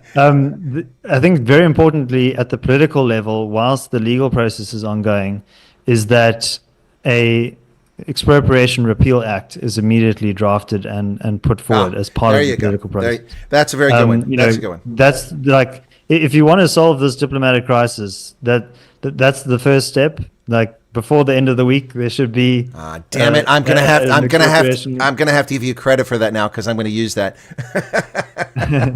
And the second step was Cyril Ramaphosa needs to get on a plane and go and kiss the ring of Donald Trump. Well, quite frankly, I think please be nice to us. I think the EFF needs to start another "it won't succeed" vote of no confidence, just to embarrass the GNU into doing something about this and maybe get that bill. But anyway, so yeah, I was going to say that's a great idea. I will steal that, but I will credit it to where I heard it first, because I hadn't really. I mentioned, that they ought to try to repeal this, but I hadn't really thought it through. You just made it crystal clear for me that if you want to get Donald Trump off your back, then someone in Parliament needs to put a bill in there to repeal this law. It's a piece of cake. That'll take the pressure off. Look, I mean, if I was Trump, I would have done this differently. I wouldn't offer resettlement. I would have put a suspension on AGOA for 90 days, or threatened to suspend it in 90 days unless, South Africa started doing things differently. But anyway, that's Trump's approach. So I want to thank you a lot, Dave, for being here once again, especially during this fraught time. We've had good audiences before, but we've never had 700-800 people show up for our live stream when you and I have talked. So clearly this is a topic that resonates with people in South Africa. Yeah, it's been a big audience. We've had over 5,000 they've shown up for this, which for you and I, that's a pretty good, over 5,000, pretty good discussion today. So folks, thanks for being here. David, thanks again. Always a pleasure to chat with you. I should be back in South Africa in April and May, unless I'm declared PNG by the South African government for my coverage and reportage of the events. And we'll have to get together. I'm going to Well, you're always welcome here at the Free Market Foundation offices, Chris. And I also just want to thank you for the work you do. I always learn something new whenever I'm on your show. So thanks also for your knowledge and insight. But you make that point that civil society in South Africa is robust, and that's true. They're definitely stepping in to fill the breach left by a lot of the opposition parties that have gone a bit quiet. But we also need the support of ordinary South Africans as well, particularly financial support. We get by on shoestring budgets, and I think we punch above our weight, but we definitely need more ammunition for this fight. So if you're able to support us financially, that would be hugely appreciated. And if you're not able to support us financially, I think sharing our content, liking it, that's the best way to help. I think South Africa has a lot of intelligent people, a lot of hardworking people, but perhaps lacks brave people who are willing to put their head up above the parapet. And sharing our content, articulating our arguments to your friends and family, I think will really help to change the conversation in South Africa. Well, that was a great closing argument, or great commentary, but I do want to just tease one more thing out, Dave, before you go. I think people need to understand the Free Market Foundation is not a recent entity. It's an entity that's been around for decades, and during the apartheid era did the exact same thing, trying to promote free markets and free expression and freedom of association, things like that. You have a long history as an organization standing up for the rights of Homo 50 years. Yeah. Since 1975. Oh, this is your 50th. Oh, 50th. I didn't realize it's our golden jubilee. I thought it was 77. Okay, wow. Well, I definitely got to get over there then. We have to crack open some Braunfein or something like that to celebrate it. But we're definitely going to have a party at some point this year once we've fought back on the Expropriation Act. Well, there you go. So I once think you've defeated it. Well, that's very optimistic, and I hope you're right, because otherwise, what am I going to do with my Spaza shop in Stellenbosch? They're going to expropriate it. They're eating the dogs. They're eating the cats. They're expropriating the Colonel's Spaza shop. Damn it! I'll have to open a tuck shop in Northwest. Anyway, thanks a lot, David Ansara. Appreciate it. It's always a pleasure, and we'll chat again because I'm sure there's more to talk about as Trump makes more decisions and the ANC keeps putting its foot in its mouth. Buckle up. Buckle up. That's right. All right, I'll let you drop off, and I'll close out. Thanks a lot. Thanks, Chris. Bye. All right, folks. Thanks, David, everyone. Thank you, guys. David Ansara, the CEO of the Free Market Foundation there in South Africa. Thank you for coming on. Always a pleasure to chat with him.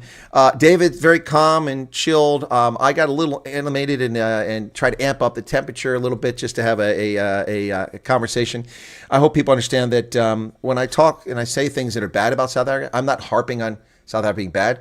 I'm simply being honest about the challenges that are out there. If you want foreign direct investment, you have to protect private property rights. Why would anybody put their money in a country where, at the whim of a politician at the national, provincial, or local level, they'll just come and demand your property in the public interest? Well, your factory is necessary because the state's responsible for producing jobs, and you're not producing enough jobs, so we're going to take your factory. Sound far-fetched? It's not far-fetched. You ever heard of the Soviet Union? You ever heard of the Warsaw Pact, East Bloc? You ever heard of communist China? 30, 40 million people killed in the Cultural Revolution for the goals of the communists. It's scary thought, folks. Anyway, thanks to David Ansara. Thanks for being here, folks. Please check out my recent videos. There's been a noticeable drop-off. YouTube is not notifying people of my videos once again. We've gone from 80, 100, 120,000 views on videos to the last 4 down to 6,000, 7,000 views. That is an obvious sign that people are unaware that I'm producing videos. I produce videos every single day. Well, Michael says the channel is growing nicely. It was until yesterday, and now it's slowed down. So we need people to check out the videos, share them on social content around the globe to let people know what you found here if you like the content. I didn't get a chance to address many things in the chat. My apologies for that. I will be going live with the news probably about quarter after the hour because I have to get set up for it. Also, a special guest later tonight at 8 p.m. South African time. That's right, a special guest. And this is a South African who made a video, and he's not a white farmer, about the situation with expropriation. We're going to have him on, surprise guest at 8 p.m. tonight. I'll set that up, and you guys please tune in for that, and we'll see how it goes. I don't know the gentleman, but someone asked me to interview him, and he knows who I am, and he enthusiastically said he'd love to come on the program, so we'll do that. Refugee status is a really good opportunity for many young Afrikaners. That's true. And is South African Army Refugee Group a fake or from you, sir? Are you talking about in WhatsApp? From WhatsApp, the Wyatt Army Refugee Group. It's a group. I did not create that group. I do not know who created the group, but they added me to it. So it's not my group, and people should not associate me with them, because then the left will take this and claim that I created this and I'm trying to cause dissension in South Africa. It's a real group, but I didn't create it. So, people can call their groups whatever they want there at Reno. You're welcome to join if you like. It's not South African Army Refugee. I don't know what you're talking about. So there is a WhatsApp group that I woke up to this morning. It's called the Wyatt Army Refugee Group. First off, the Brew, who passed away from COVID, lived in KZN back in the COVID days, was an avid viewer of my program. That was his nickname, his username on YouTube. And he used to give me a hard time about saying garage instead of garage, because I don't speak South African English. I said garage because that's how we pronounce it. Really good guy. We liked him an awful lot. He was actually in the book that was my Christmas gift from folks a few years ago. The Brew, sorry, I lost where I was at there. He nicknamed my viewers and followers the Wyatt Army, and so that kind of stuck. We don't play on that very much because I'm a colonel. I was in the Army, and my followers are devout to the channel, and so he called it the Wyatt Army. So that group was created by somebody who has good intentions, but I didn't create it. I didn't endorse it. I am a member of it because that's how I know about it, because somebody put me in it. But you're welcome to check it out. Okay? Yeah, the Brew was epic. We remember the Brew and we respect, and we don't forget him, Dion. We remember Dion Herba and all the people who have been with us, the Right Reverend Allhide, who's still around, but we don't see him much anymore. So thank you all for that. Where do I apply, Ruvati Fribus? There's nowhere to apply. You're talking about for refugee status?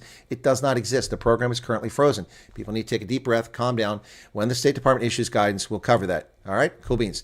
Never seen so many people wake at once. Almost like everybody's been sleeping for a few. Exactly, Blair Douglas. Donald Trump has woken up the world. And that's probably the best thing about what's going on with Donald Trump. The world is awake now. People are not sleepwalking anymore. I haven't been sleepwalking, but I've been in the gulag thanks to YouTube for so long. So could you maybe touch on the funding the ANC got from Iran in order to... Mark, no one has proof that the ANC got any money from Iran. What I can tell you is that they had a events planner that they owed 102 million rand to, something like that. And they didn't pay it for 3-4 years. And then the sheriff showed up at Lutuli House to inventory their property, to confiscate it as part of the settlement. And suddenly they went off to Tehran and came back. And a few days later, a settlement was reached with that company. They were supposed to be paid another 50 million in interest because it was so old. So they actually owed 160 million or thereabouts. They paid off the debt. They claim it was 102 billion rand. And then just days later, held their 112th anniversary celebration for the ANC in Umbombela Stadium in Nelspruit. And they paid over 20 million rand for that event. So they came up with probably a couple 100 million rand that they didn't have, none of which was disclosed as money donated to the party in their public disclosures as part of the election cycle. And so the supposition has always been that they got the money from Tehran. I have no evidence of that. That's my analysis. I do believe that Tehran gave them the money. We have nothing to prove that. I can't show you the receipts for it. All I can tell you is my concerted, informed, experienced analysis. That doesn't mean I'm right, but I bet you dollars and donuts I am right. I hope that answers your question regarding that. Corsair Vaxxer says, I must have posed my question incorrectly. I meant to ask how work of USAID would continue after USAID workers are placed on leave and close. I answered that question last night, Mr. Vaxxer. I told you that USAID doesn't do that work. They don't do that work. Either please listen or stop asking the question. I've answered the question, asked and answered. The USAID doesn't deliver those medications. The USAID doesn't build bridges. USAID doesn't do anything. They're a middleman. They're basically contracting officers. That's their job, and that's been their job for a long time. Back in the 1960s and 70s, USAID was deeply involved. They had engineers and technicians and food specialists and nutrition specialists. They did all that stuff.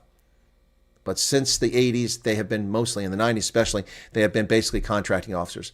So we have fewer contracting officers at the embassy. The embassy contracting officer who has the authorization to sign for dollar amounts will be the person that signs off on that. And then the economics officers and political officers at the embassy were the ones responsible for overseeing these operations.